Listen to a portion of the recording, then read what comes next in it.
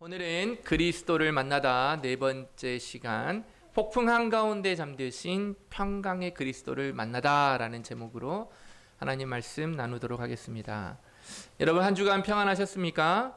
우리는 그리스도를 만나다 라는 시리즈를 통해 우리 곁에 계신 예수님, 우리 그리스도가 과연 누구신지를 알아가고 있습니다.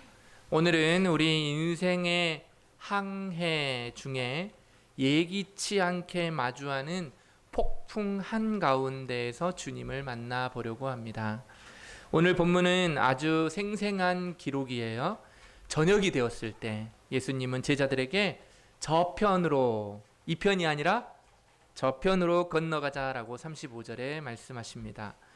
주님은 지금 이 편에서 유대인들의 수많은 환호와 뜨거운 인기를 뒤로하고 저편이라고 불리는 곳, 그게 어딜까요? 5장에 보면 그 지역을 거라사 지역이라고 나와 있어요. 그것을 향해서 선교적 행진을 시작하신 것입니다.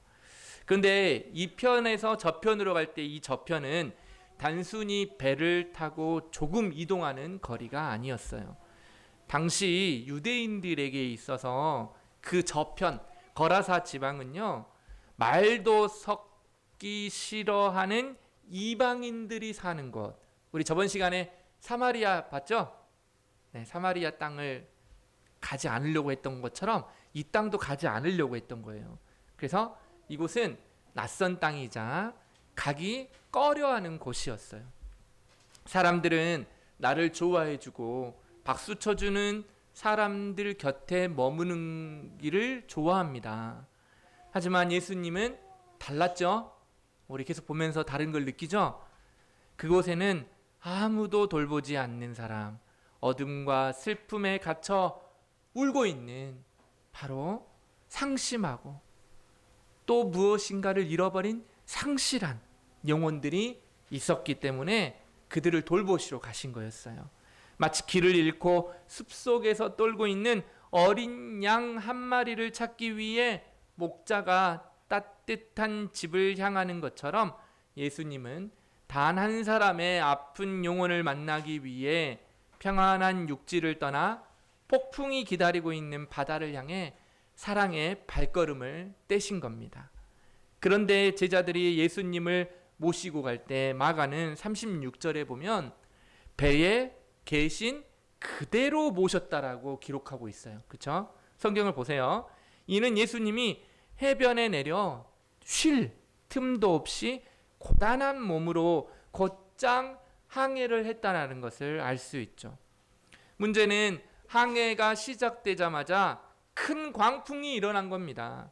갈릴리 바다는 지형적으로요, 북쪽에 큰 산이 있었어요. 어떤 산이냐면 헤르몬 산이라는 큰 산이 있었는데 여기서 차가운 공기가 협곡을 타고 내려오다가요, 호수에서 따뜻한 공기와 딱 충돌을 하면 어떤 일이 일어날까요? 네, 폭풍을 만들어냅니다. 그래서 따뜻한 공기와 차가운 공기가 폭풍을 만드는데 이 폭풍을 뭐라 그랬냐면 샬키아라고 했어요. 그래서 이 샬키아는 이 갈릴리 호수에 자주 일어나던 일이었어요. 베테랑 어부였던 제자들이 죽게 되었다라고 하거든요. 이 샬키아를 보면서. 그러니까 비명을 지를 정도라면 그것은 굉장히 큰 배를 집어삼킬 만한 파괴력이 있는 폭풍이었다라는 것을 알 수 있죠. 이게 무엇을 보여줄까요? 우리 인생도 똑같다라는 거예요. 주님의 말씀에 순종해서 배를 띄웠어요. 그렇죠? 주님이 가자 하니까, 저편으로 가자 하니까 배를 띄웠단 말이에요. 그런데 가다 보면 순풍 바람이 촥 불어가지고 잔잔하게 타고 가는 게 아니라 감당할 수 없는 폭풍이 우리의 삶에 다가온단 말이에요. 이때 우리는 오늘 본문처럼 배 안에서 누구를 만나게 됩니까? 주님을 만나게 됩니다. 그런데 이 주님은 너무나 당황스러운 주님이에요. 주무시고 계셨기 때문이에요. 왜 그러셨을까요? 오늘 우리는 폭풍 한가운데에서 주무시고 계시는 이 주님을 만날 것입니다. 그래서 세 가지로 차근차근 살펴보도록 할 거예요. 첫 번째, 그래서 먼저 우리는 이 폭풍 속에서 주님의 침묵과 우리의 온망이 만나는 지점부터 한번 살펴볼 필요가 있어요. 그래서 우리의 온망 넘어 신뢰 속에 잠드신 주님은 왜 그러셨을까 한번 살펴봅시다. 칠흑 같은 어둠 속에서 이 샬키아의 이 사나운 광풍은 막 몰아쳤어요. 집어삼킬 듯한 파도가 배 안에 들이치고요. 거친 물결에, 그 당시에 배가 철로 만든 게 아니잖아요. 나무로 만들었단 말이에요. 그러니까 나무에 딱 이렇게 물결이 치면 마치 비명을 지르는 듯한 소리가 들려요. 요동치는 거예요. 물은 이미 배 안으로 들어와서 발목까지, 아니요, 무릎까지 물은 차기 시작했고요. 제자들은 필사적으로 물을 퍼내 보았겠지요. 하지만 배는 이제 조금만 더 있으면 가라앉을 그런 임계점에 도달했어요. 죽음의 그림자가 드리워진 이 아비규환의 현장에서 도저히 믿기 힘든 한 장면이 펼쳐집니다. 어떤 장면이죠? 예수님이 배 뒷부분인 고물에서 베개를 베고 주무시고 계셨던 거예요. 여기서 베개는요, 우리가 흔히 여러분들 쓰는 그런 솜 베개를 말하는 게 아니에요. 당시 배 저 고물 저 안쪽에는요, 딱딱한 가죽으로 만든 방석이나 아니면 조타수석 아래쪽에 보관했던 짐꾸러미 있죠. 네, 이런 거를 베개로 이야기할 수도 있어요. 여러분, 이 광경을 한번 상상해 보세요. 배를 부리는데 잔뼈가 굵은 베테랑 어부였던 지금 베드로와 안드레가 공포에 질려서 사력의 힘을 다해서 노를 젓고 물을 퍼내고 있는데, 그 모든 소란과 진동 속에서도 주님은 뭐하고 있었다고요? 주무시고 단잠에 빠져 있었다는 거예요. 제자들의 느꼈을 이 마음 어땠을까요? 제자들에게 이 침묵은 무관심을 넘어서 방관자처럼 느껴졌을 것입니다. 그래서 참다 못한 그들은요, 결국 주님을 거칠게 흔들어 깨우며 비명 섞인 외침을 내뱉습니다. 38절 한번 볼까요? 38절입니다. 시작. 예수께서는 고물에서 베개를 베고 주무시더니 제자들을 깨우며 이르되,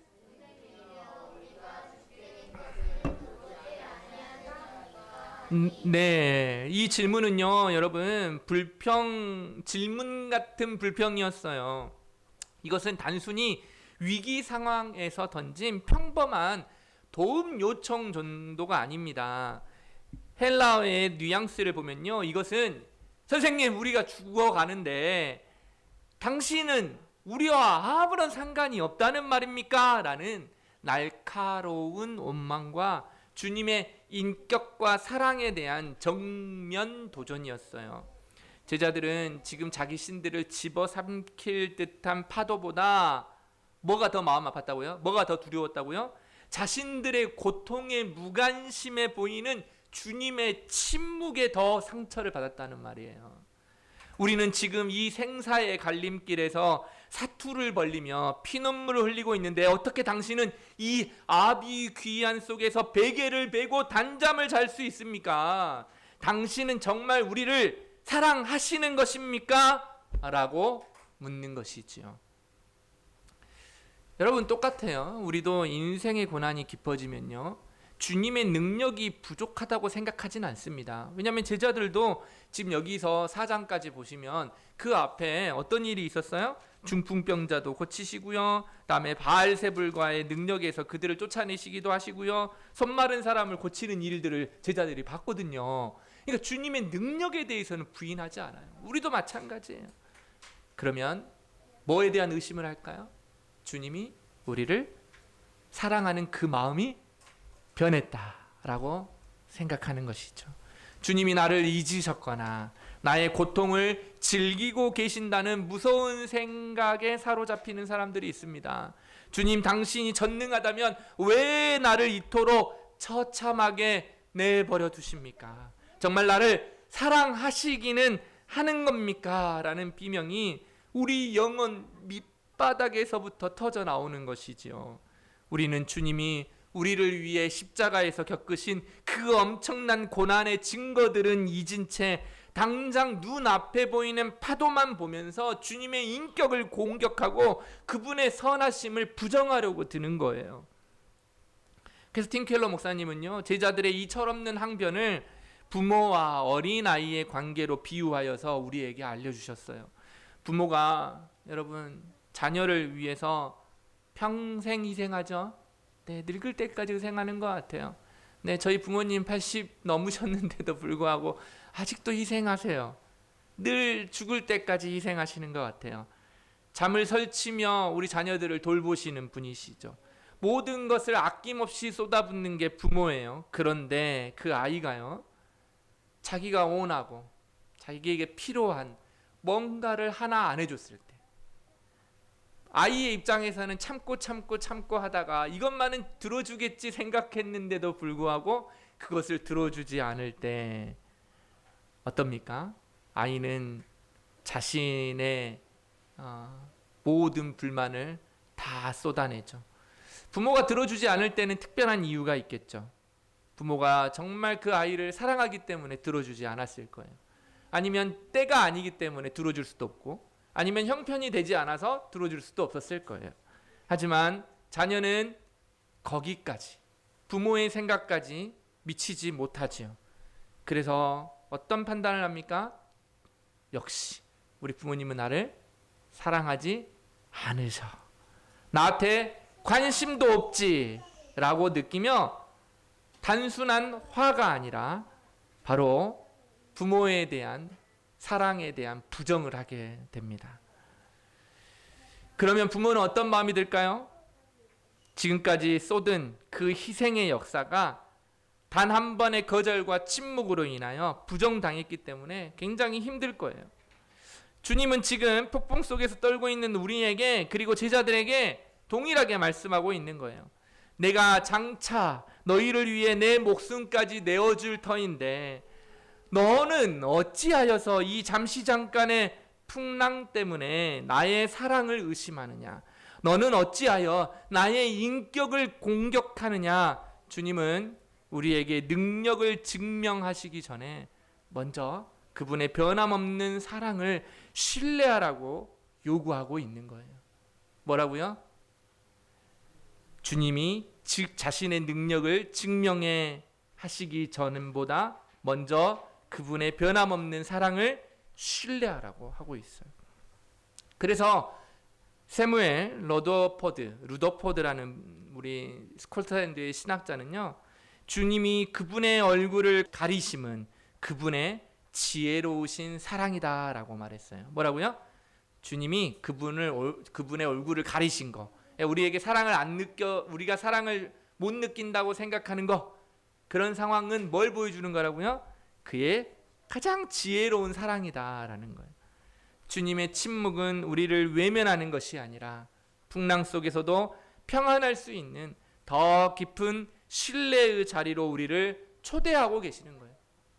뭐라고요? 외면하는 게 아니라고요. 주님이 주무시는 것은 우리를 더 깊은 신뢰의 자리로 초대하고 있다는 거예요. 제자들의 원망 섞인 부르짖음에도 불구하고 이제 주님은 그 침묵을 깨고 이제 일어나세요. 그리고 우리의 감정적인 폭풍과 자연의 폭풍을 동시에 꾸짖으시며 자신의 권세를 드러내기 시작합니다. 그래서 두 번째로 넘어갔어요. 우리의 비겁함을 꾸짖고 평강을 명하시는 왕이신 그리스도예요.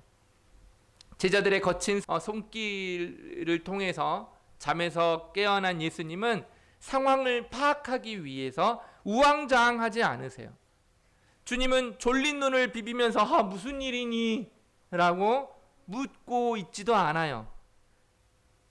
어떻게 합니까? 마치 사나운 맹수를 마주한 전사처럼 즉시 일어나서 바람을 꾸짖으시고 바다더러 명령하십니다. 39절 보실까요? 잠잠하라, 고요하라. 여기서 주님이 사용하신 단어들의 무게를 한번 느껴볼 필요가 있어요. 먼저 잠잠하라는 이제 헬라어로 현재 명령용으로 쓰였는데요. 단순히 한 번 조용해라라는 것이 아니에요. 그럼 무슨 뜻일까요? 계속해서 입 다물고 있어라 라는 뜻이에요. 입 다물고 있어. 네. 좀 더 리얼하게 해줄까요? 입 닥쳐! 라는 말입니다. 네. 더 확실히 느껴지죠? 지속적인 침묵을 명령하는 거예요. 이어지는 고요하라 라는 말은요, 더 충격적입니다.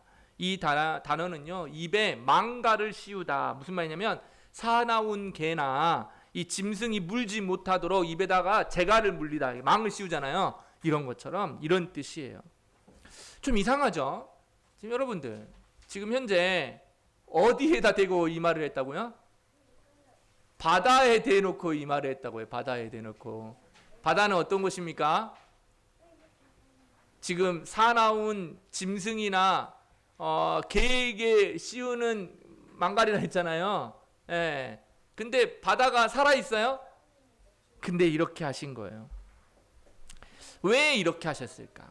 근데 이 단어가 쓰인 용례를 보면요, 여러분, 그 전에 마가복음 1장 25절 한번 봐보실래요? 1장 25절을 보면 1장 25절 한번 봅시다. 여기에 보면 뭐라고 되어 있습니까? 예수께서 꾸짖어 이르시되 잠잠하고 그 사람에게서 나오라 하시니. 이게 똑같아요. 잠잠하라 고요하라 라는 말이 꾸짖어 잠잠하고 그 사람에게서 나오라 라고 하는 거예요. 이 누구에게 하고 있는 말입니까? 이 회당에 있는 더러운 귀신에게 했던 말이거든요. 그러니까 이 말을 똑같은 단어를 사용해서 지금 자연에게, 바다, 폭풍에게 사용하고 있는 거예요. 그러니까 지금 현재 예수님께서는 단순히 잠에서 깨어나자마자 폭풍아 사라져라 라는, 야 이제 우리 홍해처럼 바다야 갈라져라 이렇게처럼 이런 지금 뭔가 기적을 베푸시는 게 아니라 이 말입니다. 무생물인 자연에게 자연을 달래고 있는 말이 아니라라는 거예요. 마치 인격적인 대적, 바로 하나님 나라를 방해하려는 통제불능의 악한 영적 세력을 대하듯이 말하고 있는 거예요. 꾸짖으신 거예요. 너 입에 재갈을 물리고 영원히 그 상태로 잠잠해라, 유지해라 라고 꾸짖으신 거예요. 무엇은 말일까요? 주님은요, 여러분 어디로 간다 그랬죠? 저편이라고 했죠. 저편 걸어서 지방, 이방인들이 있는 지역에 가고 있는데, 바로 이곳에 예수님이 가지 못하도록 만드는 이 자연 배후에 숨어 있는 복음의 행진을 가로막으려고 하는 모든 어둠의 권세를 지금 제압하신 뜻이에요. 여러분, 그러니까 왜 그때 폭풍이 일어난지를 잘 생각해 봐야 돼요. 왜 그때 이런 일이 있었냐. 지금 어디를 향하고 있다고 그랬습니까? 5장에 가면 거라사 지방이에요. 저편은 이방 땅이라 그랬어요. 근데 그곳에서 누구를 만나게 됩니까? 군대 귀신에 눌려서 비참하게 살고 있는 영혼을 만나게 됩니다. 그냥 귀신이 아니에요. 떼거지로 모여있는 군대 귀신이 있는 이 영혼을 만나게 된다고요. 5장 2절에 한번 보실래요? 시작. 배에서 나오심에 곧 더러운 귀신 들린 사람이 무덤 사이에서 나와 예수를 만나니라. 이렇게 돼 있어요. 그러니까 어둠의 세력은 그 한 영혼을 구하러 오시는 이 평강의 왕을 막기 위해서 바다를 뒤흔들며 발악했던 거예요. 아시겠습니까? 그러나 우리 주님은요, 강한 자로 오셔서 그 혼돈의 입에 재갈을 물리신 거예요. 딱 입에다가 뭔가를 집어넣어버리면 말도 못하겠죠. 그러겠죠? 으르렁 대지 못하는 거죠. 주님의 명령이 떨어지자 온 세상을 삼킬 듯 포효하던 바다의 광기는 단 한순간에 멈춰섰던 거예요. 사납게 울부짖던 바람은 즉시 숨을 죽였고요. 배를 삼킬 듯한 이 솟구치던 파도는 마법처럼 가라앉아서 마치 잔잔한 호숫가처럼 아주 평온해졌어요. 여러분, 이것은 단순한 날씨의 변화가 아니라는 거예요. 기적을 넘어선 하나님의 창조의 행위라는 거예요. 태초의 흑암과 혼돈 속에서 빛이 있으라 명하심으로 질서를 세우셨던 그 창조주의 음성이 지금 이 갈릴리 바다 위에서 성육신하신 예수님의 입술을 통해 다시 한번 울려 퍼진 것이죠.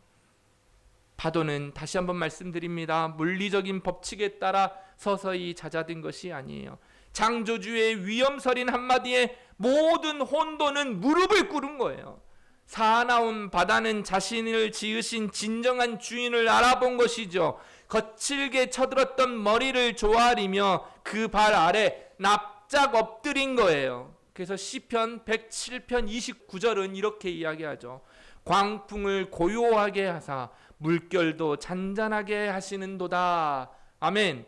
소음은 사라지고 오직 주님의 신성한 평강만이 그 배와 바다에 가득하게 된 거예요. 그런데 주님은 이 폭풍을 잠재우신 후에 곧바로 제자들을 향해서 더 아픈 질문을 던지십니다. 40절 한번 볼까요? 40절에 보면 빨간 글자만 볼래요? 시작.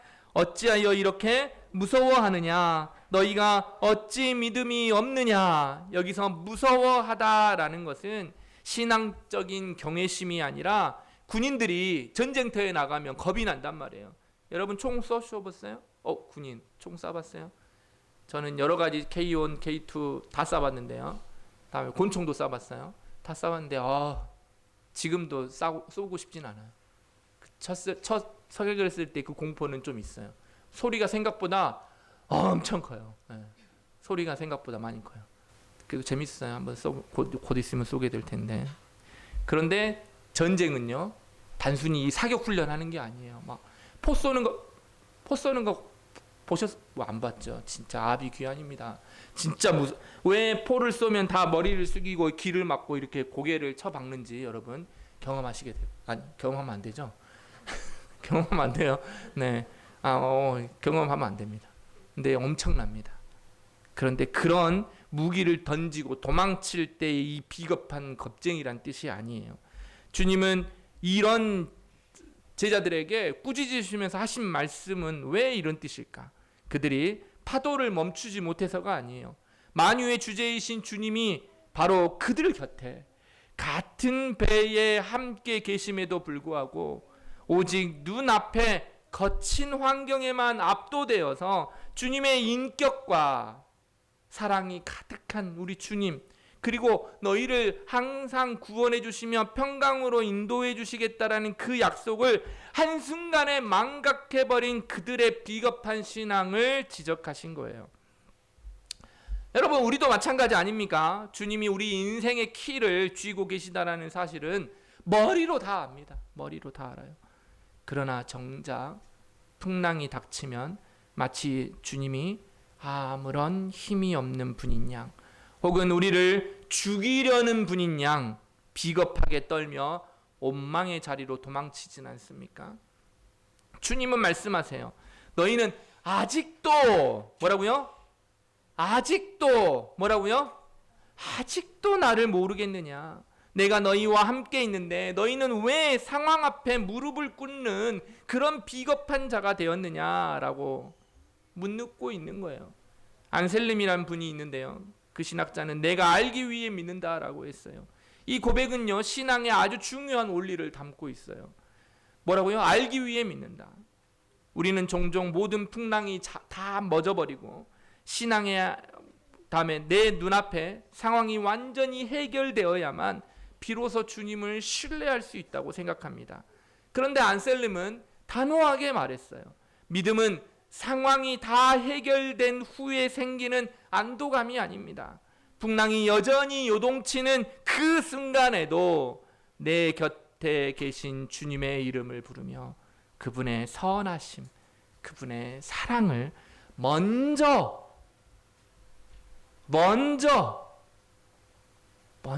붙잡는 것이라는 것이죠. 그렇게 주님을 신뢰할 때 비로소 우리는 이 풍랑을 왜 나에게 허락하셨는지, 주님이 이 가운데서 무엇을 하고 계시는지를 이해하게 되는 거예요. 여러분이 타고 있는 배는 다 달라요.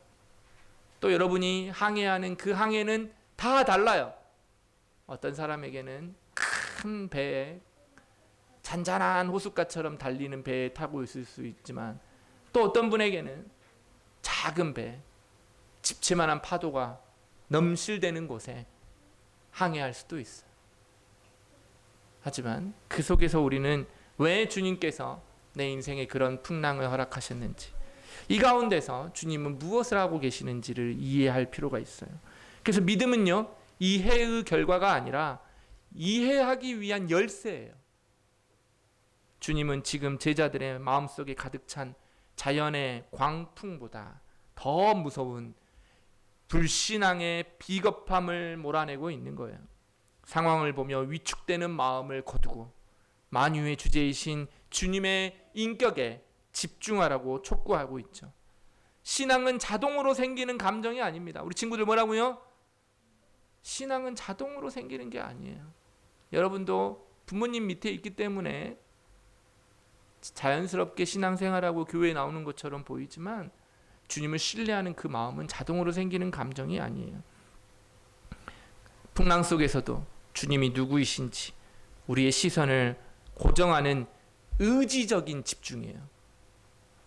목사님보다, 우리 어른들보다, 우리 자라나는 청년, 우리 청소년들, 우리 7살 앞으로 만날 풍랑이 많을 거예요. 그런데 그럴 때마다 우리의 시선을 어디에 집중하라고요? 주님에게 집중하세요. 그래서 될 수 있으면 여러분 눈에 이렇게 경주마처럼 이런 걸 씌우고 사는 거 좋아요. 그래서 주님에게 집중할 수 있도록. 이제 바다는 잠잠해졌고요. 제자들의 마음속 원망도 멈췄어요. 하지만 사건은 여기서 끝나나요? 끝나지 않아요. 폭풍의 공포가 사라진 그 자리에 제자들은 한 번도 경험하지 못한 이제 새로운 두려움을 얻게 되거든요. 그게 세 번째예요. 공포를, 풍랑의 공포, 죽음의 공포를 압도하는 위대한 경외의 예배가 시작됩니다. 드디어 풍랑은 잔잔해졌어요. 죽을 것 같았는데 살아났죠. 너무나 다행스러운 일인 것 같아요. 제자들은 박수를 치며 기뻐해야 할 상황이었을 거예요. 와, 역시 우리 주님이 모든 걸 다 했구나라고 해야 될 상황인데 성경은 뜻밖의 반응을 기록합니다. 그들은 어떻게 했다고 그러죠? 심히 두려워하여 서로 말하되 그가 누구이기에 바람과 바다도 순종하는가라고 했어요. 여기서 마가는 두려움이라는 단어를 아주 의도적으로 바꿔요. 40절에도 두려움이 있었죠. 무서워하느냐라고 있잖아요. 이것은 이 주님이 꾸짖으셨던 이 비겁함이 아니라 이제는 하나님을 직접 대면했을 때 느끼는 이 거룩한 전율, 즉 경외심을 쓴 거예요. 이 41절에서의 두려움은요. 제자들은 방금 전까지 자신들을 죽이려 했던 자연의 광풍보다 그 광풍을 한마디로 잠재우시는 이 예수님의 신적인 모습 앞에 비교할 수 없는 더 큰 충격과 거룩한 공포를 느꼈던 것이죠. 그래서요, 좀 어려운 말로 하면 여러분 찾아봐도 돼요. 저도 찾아봤어요. 독일의 신학자인 루돌프 오토는 이를 누미노제라 그랬어요. 누미노제. 누미노제라는 말은요, 신비롭고도 두려우면서도 매혹적인 것과의 만남이라. 누미노제 뭐라고요? 신비롭고도 두려우면서도 매혹적인 것과의 만남. 다시 말하면 인간이 신비한 경험이나 거룩한 존재 앞에 섰을 때 느끼는 거룩의 경험을 뜻하는 거예요. 그러므로 제자들이 느낀 두려움은 단순히 무엇인가 무서워 몸을 사리는 공포가 아니에요. 유한한 피조물이 거룩한 전능하신 창조주를 만났을 때 느끼는 형언할 수 없는 전율이자 압도적인 무게감이에요. 모세가 불타는 떨기 가운데서 주님을 만났을 때 이사야가 그쵸? 스랍들 가운데 만났을 때 이 느끼는 거예요. 제자들은 이제 풍랑이라는 환경을 두려워하는 게 아니라 그 환경 위에서 말씀하시는 하나님 자신을 마주하게 된 것이죠. 파도를 잠재우는 능력에 안도하는 단계를 넘어 이분이 누구시길래 만물이 그 앞에 굴복하는가라는 질문 앞에 납작 엎드리게 된 것이죠. 이 위대한 두려움이야말로 우리 인생이 도달해야 할 진정한 예배의 자리예요. 이것이 오늘 우리가 폭풍 속에서 대면해야 할 날카롭고도 핵심적인 내용이에요. 오늘날 많은 그리스도인들이 주님을 찾잖아요. 그러나 우리는 과연 어떤 주님을 만나려고 할까요? 주님을 만나기 원합니다. 저도 그랬어요. 주님 한번 내 눈으로 보고 싶습니다. 이런 생각 많이 했어요. 그런데 우리는 어떤 주님을 만나려고 하냐면요. 왜 그 주님을 보고 싶어 하냐면요. 내 인생의 문제가 해결되고 거친 파도가 내 인생에 닥쳐올 때마다 잠잠해져서 더 안락한 항해를 계속하는 것 때문에 주님을 만나려고 하는 거예요. 주님이 있으면 모든 문제가 다 해결될 것처럼 생각되거든요. 기도가 응답되어서 가슴을 쓸어내리면서 역시 주님은 나를 도와주시는 분이야 라고 말하며 우리는 그런 마음으로 주님을 만나려고 해요. 하지만 그것은 주님을 만난 것이 아니라 사실은 주님이 가진 능력, 그래서 내 마음대로 내 편리함을 얻으려면 주님의 능력을 잠시 빌려 쓰는 것이죠. 그렇죠? 뭔가를 하다 보면 집에서 자작, 개인적으로 뭔가 정비를 하려면요. 공구가 없으면 하기가 어려운 것들이 많아요. 그러니까 알아보면 하는 방법은 알 수 있고 뭔가 고장 나가지고 고치려고 할 때 부품은 사면 되거든요. 그런데 공구가 절반이에요. 어떤 공구, 근데 그 공구들은 개인이 소장하기에는 좀 어려운 것들이 많아요. 똑같이 내가 뭔가를 주님에게 내 편리함을 위해서 공구가 되어버린 주님을 내가 빌려 쓰려고 한다 이 말이죠. 우린 종종 기적을 소비하려고 듭니다. 마치 우리가 주인이고 주님은 우리 고난을 해결해주는 고용인인 것처럼 행동합니다. 하지만 여러분, 이건 신앙이 아니라 거래입니다. 진짜 그리스도를 만난 사람은 단순히 파도를 멈추신 그 능력의 단물을 마시는데 멈추지 않습니다.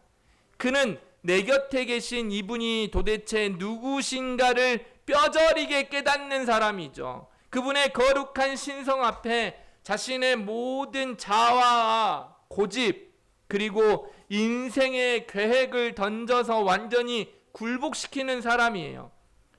폭풍을 멈춰주셔서 감사합니다라는 인사를 넘어서 주님, 당신은 바다와 바람조차 무릎 꿇게 하시는 하나님이십니다. 이제 제 인생의 모든 주권을 당신 앞에 내려놓습니다 라고 고백하는 거예요. 이것은 단순한 태도의 변화가 아닙니다. 이것은 존재의 근본적인 항복입니다. 나의 인생이라는 배의 키를 내가 쥐고 있을 때는 풍랑이 나를 죽이는 대적이었지만 주님이 내 인생의 바다에, 내 인생의 배에 키를 쥐는 순간 풍랑은 주님의 영광을 드러내는 배경이 될 뿐이에요. 여러분, 주님은 우리의 소원을 들어주는 지니가 아닙니다. 요술램프의 지니가 아니에요. 그분은 만유의 주제이시며 우리의 생명의 창조주이십니다. 그분 앞에 굴복하지 않은 채 받는 잔잔한 바다는 오히려 우리를 교만하게 만드는 독이 될 수 있습니다. 나는 예수님 믿지 않고도, 기도하지 않고도 너무 평안하다, 잘 산다, 이 정도면 만족한 삶 아닌가? 뭐라고요? 이것은 교만하게 만드는 독일 수 있다고요. 독을 계속 마시고 있는 거예요. 신앙의 비극은 풍랑 그 자체가 아니라 풍랑이 멎었는데도 주님을 나의 종으로 여기며 살아가는 마음이에요. 오히려 그 풍랑 속에서 우리가 주님의 하나님 되심을 대면하고 그 절대적인 권위 앞에 우리의 인생의 전권을 넘겨드리는 것, 그것이 풍랑을 허락하신 하나님의 진짜 목적이에요. 그래서 41절에 그가 누구시기에, 뭐라고요? 그가 누구시기에 바람과 바다도 순종하는가? 이 경이로운 질문은 이 마가복음 전체를 관통하는 가장 위대한 질문인 동시에 우리 인생의 모든 항해를 통해 우리가 도달해야 할 단 하나의 최종 목적지예요. 그리스도. 이 그리스도가 누구시기에 주님을 단순히 나의 도우미로 만나는 것이 아니라 그분은 누구십니까? 나의 하나님이시며 나의 왕이십니다. 그를 대면하는 그 지점이 바로 신앙의 완성이에요. 이 굴복의 자리에서만 우리는 진정한 평강을 맛볼 수 있습니다. 풍랑보다 크신 주님 앞에 엎드릴 때 세상이 줄 수 없는 평안이 비로소 우리의 영혼을 덮게 될 것입니다. 말씀을 맺겠습니다. 사랑하는 여러분, 오늘 우리는 인생의 배에서 여러분은 그 배, 인생의 배에 어떤 물이 가득 차 있습니까? 주님이 같이 계시는데 주무시는 것 같아서 절망스럽습니까? 팀켈러 목사님은 예수의 노래들 매일 시편 묵상집이란 책에서 69편에서 다음과 같이 말씀하셨어요. 지난날 베푸신 그분의 사랑이 나로 하여금 결코 의심하지 않게 하네. 그분은 결국 나를 환난 속에 빠지게 내버려 두지 않으실 것이라. 기도로 주님과 씨름하게 하소서. 주님이 행하시리니 그리스도가 내 배에 계시기에 나는 풍랑을 보고 미소를 짓노라. 아멘. 주님은 우리 인생의 풍랑을 없애주겠다고 약속하지 않으셨어요. 대신 저편으로 건너가자 하셨고 그 길에 함께 하겠다고 약속하셨어요. 그러므로 주님과 함께하는 항해는요, 풍랑 속에서도 평안을 누리는 항해입니다. 슬픔의 풍랑이 올 때 주님은 영생의 빛으로 우리를 비추실 거예요. 의심의 풍랑이 올 때 주님은 그의 신실하신 인격으로 우리를 붙드실 거예요. 불황의 풍랑이 올 때 우리는 주님은 내가 여기 있다라는 임재의 평강을 주실 거예요. 이제 이번 한 주간 우리 삶에 어떤 광풍이 불어온다 할지라도 비겁하게 떠들지 맙시다. 우리 인생의 키를 쥐고 계신 만유의 주제이신 평강의 왕 예수 그리스도를 바라봅시다. 그분의 품 안에서 참된 안식을 누리는 고독장로교회의 모든 성도님들이 되시기를 주의 이름으로 축원합니다. 아멘.